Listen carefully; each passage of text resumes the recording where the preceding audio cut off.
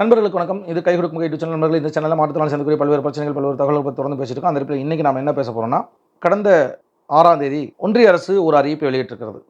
அதாவது 45 வயதான பெண்களுக்கு லோயர் பெர்த் தானாகவே கிடைக்க ரயில்வே துறை ஏற்பாடு செய்திருக்கிறது. அதாவது லோயர் பெர்த்னா என்னென்னா, ரயில்வேல ரிசர்வ் பண்ணி போனவங்களுக்கு 3 படுக்கை இருக்கும். கீழ்ப்படுக்கை, நடுப்படுக்கை, மேல் படுக்கைன்னு இருக்கும். அதில் 45 வயதுக்கு மேற்பட்ட பெண்களுக்கு லோயர் பெர்த் கொடுப்பதற்கான ஏற்பாடு என்பது செய்யப்பட்டிருப்பதாக ஒரு அரசு அறிவிப்பு வெளியிட்டிருக்கிறது. இந்த அறிவிப்பை பற்றி தான் இன்றைக்கி விரிவாக பேச போகிறோம். வாங்க வீடியோக்குள்ள போகலாம்.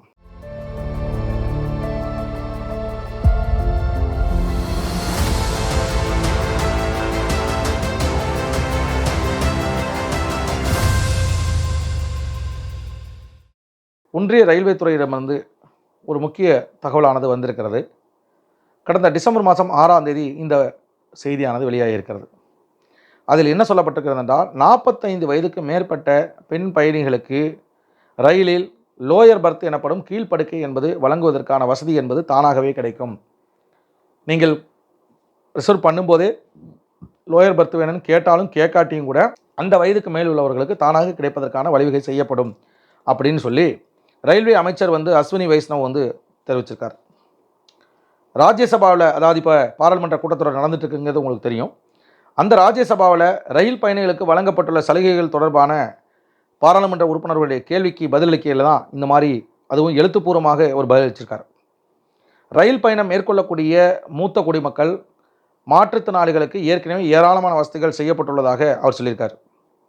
மூத்த குடிமக்கள், 45 மற்றும் அதற்கு மேற்பட்ட வயதுடைய பெண்கள், கர்ப்பிணிகள் ஆகியோருக்கு ரயிலில் கீழ்ப்படுக்கை ஒதுக்க ஏற்பாடு செய்யப்பட்டுள்ளதாகவும், முன்பதிவின் போது தங்கள் விருப்பமாக அது தேர்வு செய்தாலும் தேர்வு செய்யாவிட்டாலும் முன்னுரிமை அடிப்படையில் அவர்களுக்கு அந்த வசதி வழங்கப்படும் என்றும் குறிப்பிடப்பட்டிருக்கு.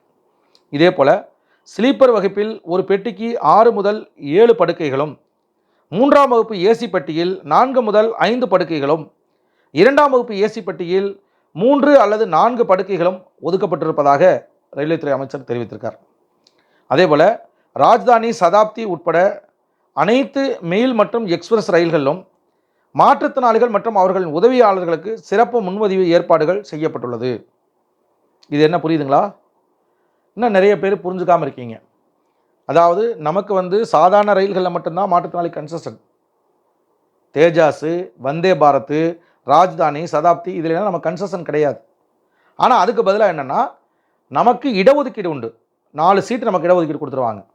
அந்த 4 சீட்டில் நீங்கள் போய் என்ன பண்ணலாம், டிக்கெட் புக் பண்ணிக்கலாம். ஆனால் மற்ற பயணிகளுக்கு 1000 ரூபா கட்டணும்னா அதே 1000 ரூபா உங்களுக்கும் கட்டணும். மற்ற பயணிகளுக்கு 5000 ரூபா கட்டணும்னா உங்களுக்கு அதே 5000 ரூபா கட்டணும். எந்த விதமான கன்செஷனும் கிடையாது. அந்த 4 டிக்கெட் உங்களுக்காக ஒதுக்கீடு செய்யப்படும் என்பதுதான் உங்களுக்கான தகவலாக இருக்குது. அதே மாதிரி ஸ்லீப்பர், 3ஆம் வகுப்பு மற்றும் 2ஆம் வகுப்பு ஏசி பெட்டிகளில் தலா 4 பர்த்துகள் ஒதுக்கப்பட்டுள்ளன மாற்றுத்திறனாளிகளுக்கு. மாற்றுத்திறனாளிகளை பொறுத்தளவுக்கு ஸ்லீப்பரில் 4 டிக்கெட்டும், ஏசி 3 டயரில் 4 டிக்கெட்டும் அவங்க ஒதுக்கியிருக்காங்க. ஸ்லீப்பரை பொறுத்தளவுக்கு பெரும்பாலும் S3 கோச்சில் தான் வரும். S1, S2, S3 நீங்கள் பார்த்துருப்பீங்க. S3 கோச்சில் 1, 2, 4, 5 ஆகிய சீட்கள் நமக்கு ஒதுக்குறாங்க. அதே மாதிரி ஏசியை பொறுத்தளவுக்கு B1 தான் பெரும்பாலும் வரும். B1 1, 2, 4, 5 ஆகிய சீட்கள் என்பது மாற்றுத்திறனாளிக்காக ஒதுக்கீடு செய்யப்படுகிறது அப்படின்னு சொல்லி போட்டிருக்காங்க. ரயில் பயணத்தில் கீழ்ப்படுக்கைகள் காலியாக இருந்தால் வேறு படுக்கைகளில் பயணம் செய்யும் மூத்த குடிமக்கள், கர்ப்பிணி பெண்களுக்கு அந்த இடம் ஒதுக்கப்படும் அப்படின்னு தெரிவிச்சிருக்காங்க. மாற்றுத்திறனாளிகள் சிரமமின்றி பயணிக்கும் வகையில் ரயில் பெட்டிகள் வடிவமைக்கப்பட்டுள்ளன அப்படின்னு சொல்லியிருக்காங்க. பாராளுமன்றத்தில் எதை வேணாலும் பேசிடலாம் அப்படிங்கிற அடிப்படையில் தான் அமைச்சர் பேசிகிட்டு இருக்கார். உங்களுக்கு தெரியும், ரயில் பெட்டியில் நீங்கள் போயிருக்கீங்களா போகலையாங்கிறது தெரியும். எத்தனை ரயில் பெட்டிகள் மாற்றுத்திறனாளிக்கு ஏற்ற வகையில் இருக்குங்கிறது உங்களுக்கு தெரியும். ஒரு பெட்டி கூட மாற்றுத்திறனாளிகள் எளிதாக பயன்படுத்தத்தக்க வகையில் இல்லை என்பதுதான். ஆனால் உண்மைக்கு மாறான தகவலை நம்முடைய ஒன்றிய அமைச்சர் ரயில்வே அமைச்சர் பாராளுமன்றத்தில் தெரிவிச்சிருக்கார் அப்படிங்கிறதான் நாம் இதை பார்க்க வேண்டியிருக்கு. ஏன்னா எந்த பெட்டியிலையுமே மாற்றுத்திறனாளிக்கான வசதி செய்யப்படலை. ஒரு வீல் சேரில் வரக்கூடிய மாற்றுத்திறனாளி போக முடியுதா, வர முடியுதா, பாத்ரூம்குள்ளே போக முடியுதா, எதுவும் செய்ய முடியாது. ஒரு தவழ்ந்து செல்லக்கூடிய மாற்றுத்திறனாளி எங்கேயாவது போக முடியுதா, வர முடியுதா, எதுவும் செய்ய முடியாது. ஆனாலும் செய்யப்பட்டிருக்கிறதாக தகவல் சொல்லியிருக்காங்க. அதே மாதிரி அகலமான கதவுகள், அகலமான பெர்த்துகள், சக்கர நாற்காலியை நிறுத்தும் வசதி உள்ளிட்ட வசதிகள் ஏற்பாடு செய்யப்பட்டுள்ளன. இது எங்கேயாவது செஞ்சுருக்காங்களான்னு நீங்களும் போயிருப்பீங்கல்ல, கண்காணித்து பாருங்கள். எனக்கு தெரிஞ்சு மாற்றுத்திறனாளிகளுக்கு மட்டும் பெட்டி இருக்கிறாங்க பார்த்தீங்களா, கடைசி பெட்டியாக இருக்கும் பார்த்தீங்களா, அது ரிசர்வேஷன் இல்லை, அன்ரிசர்வ் கோச்சில். அதில் அந்த மாதிரியான வசதிகள் வீல் சேரோட போகிறதுக்கான வரதுக்கான வசதி இருந்தாலும் கதவு ஒன்றும் அகலமான கதவுலாம் கிடையாது. பாத்ரூம் கதவு வேணால் அகலமாக இருக்கும். ஆனால் உள்ள நுழையிற கதவு நார்மல் கதவு தான். அப்போ அங்கே எந்த வசதியுமே செய்யப்படலை. கழிப்பறைகளும் அவர்களுக்கு தகுந்த மாதிரி வடிவமைக்கப்பட்டுள்ளன அப்படின்ட்டு இருக்காரு. அதுவும் கிடையாது. கண்டிப்பாக வந்து நம்ம ஏற்கனவே சொன்ன மாதிரி இவர் சொல்றதெல்லாம் எதை மனசில் வச்சுட்டு சொல்றாருன்னே தெரியல. மாற்றுத்திறனாளிக்கான கோச் என்பது கடைசியாக இருக்கிற ஒரு பெட்டி இருக்கக்கூடிய 4 சீட்டு தான். அதில் அன்ரிசர்வ் கோச்சுங்கிறனால 10 பேர் 20 பேர் கூட அதில் நம்ம ஏறிக்கலாம். ஆனால் அந்த பெட்டியில் தான் அந்த வசதி செய்யப்பட்டிருக்க ஒழிய ஒட்டுமொத்தமாக எல்லா பெட்டிகளிலுமே மாற்றுத்திறனாளிகள் பயணிக்கிறாங்க. எல்லா இடங்களிலும் வயசானவங்க பயணிக்கிறாங்க. அவங்களுக்கு ஏற்ற வசதிகள் செய்யப்பட்டிருக்கான இல்லை அப்படிங்கிறத தான் நம்ம பார்க்க வேண்டியிருக்கு. அதே மாதிரி பார்வை குறைபாடுடைய பயணியர் வசதிக்காக பிரெய்லி எழுத்துக்களுடன் கூடிய அறிவிப்பு பலகைகள் வைக்கப்பட்டுள்ளன. நவீன அம்ரித் பாரத் மற்றும் வந்தே பாரத் ரயில்களும் மாற்றுத்திறனாளிகளுக்கு ஏற்ற முறையில் வடிவமைக்கப்பட்டுள்ளன இருக்காரு. இப்போ நவீன முறையில் ரயில்களில் வந்திருக்க வசதிகள் வச்சிருக்காங்களா இல்லையான்னு நமக்கு தெரியாது. ஏன்னா அதில் கன்செஷன் கிடையாது, நமக்கு கிடையாதுங்கிறதுனால நானும் அதில் போனதில்லை. இப்போ தான் ஒரே ஒரு முறை தேஜஸ் ட்ரெயினில் போன வாரம் நான் திருச்சியிலேருந்து சென்னைக்கு போனேன். அதுலேயும் ஒன்றும் அந்த வசதிகள் அவ்வளோக்கு ஒன்றும் மாற்றுத்திறனாளிக்கு தகுந்த மாதிரி வசதிகள்லாம் கிடையாது. ஆக கேட்டால் பாராளுமன்ற உறுப்பினர்கள் கேட்டாங்கன்னா அது உண்மையான தகவல்களை பாராளுமன்றத்தில் தெரிவிப்பதற்கு பதிலாக ரயில்வே அமைச்சர் உண்மைக்கு மாறான பொய்யான தகவல்களை தெரிவிச்சிருக்காரு அப்படிங்கிறத தான் நாம் இங்கே பார்க்க வேண்டியிருக்கு. இதை வச்சுக்கிட்டு நம்ம இப்படி பொய்யா பேசுகிறவங்ககிட்ட போய் நம்ம என்ன கோரிக்கை வச்சு எவ்வளோ காலம் போராடி என்னத்தை போய் நம்ம நிறைவேற்ற போகிறோம் அப்படிங்கிறது நமக்கு ஒன்றும் தெரியல. பல வசதிகள் செய்கிறாங்க. பல வசதிகள் செஞ்சாலும் செய்யக்கூடிய வசதிகளில் நமக்கு வந்து அதுக்கான வாய்ப்புகளை உருவாக்கணும். நாமளும் அதில் பயணிக்கிற அளவுக்கு நிதி குறைவாக இருந்தால் தான் நம்ம ஒரு பக்கம் தமிழ்நாடு அரசு என்ன செய்யுது, மாற்றுத்திறனாளிகள் பேருந்தில் பயணிக்கிறதுக்கு தாழ்தள பேருந்து கொண்டு வரோங்கிறீங்க. ஆனால் அந்த தாழ்தள பேருந்தில் மாற்றுத்திறனாளிக்கு கன்செஷன் கிடையாதுங்கிறீங்க.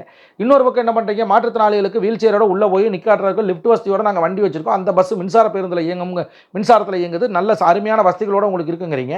அந்த மின்சார பேருந்தில் மாற்றுத்திறனாளிக்கு கன்செஷன் கிடையாது, டிக்கெட் கொடுத்தா போகணுங்கிறீங்க. அதே தானே இவரும் செய்கிறாரு. வந்தே பாரத் ரயிலில் வந்து கன்செஷன் கிடையாது, தேஜாஸில் கன்செஷன் கிடையாது, எதுவும் உனக்கு இடஒதுக்கீடு மட்டும் கொடுப்போம், நீ அந்த இடத்துல போய் நின்றுக்க, உனக்கு எல்லா வசதியும் அந்த வகையில் செஞ்சு கொடுப்போம். அப்போ நீ அங்கே போய் பயன்படுத்திக்க. காசு இருந்தால் வசதி இருக்கும், உனக்கு தேவையான வீல் சேர் போகிறதுக்கான வசதி உட்பட எல்லா வசதியும் செஞ்சுருப்போம். காசு கொடுக்கலையா, நீ 10 ரூபா உதனாத்தே நீ போகணும்.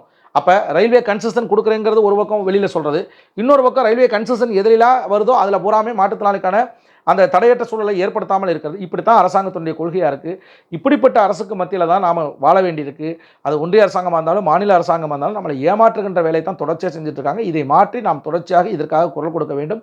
குரல் கொடுப்பதுமல்ல, இதற்காக நாம் தொடர்ந்து போராட்டங்களையும் இயக்கங்களையும் நாம் நடத்துவது ஒன்றுதான் ஒரே வழி என்று சொல்லிக்கொண்டு இந்த காணொலியிலிருந்து விடுகிறேன். நண்பர்கள், இந்த காணொலி பற்றிய விமர்சனங்களை கமெண்ட்ஸில் போடுங்க. மறக்காம இந்த சேனலை சப்ஸ்கிரைப் பண்ணுங்கள், லைக் பண்ணுங்கள், ஷேர் பண்ணுங்கள். நன்றி, வணக்கம்.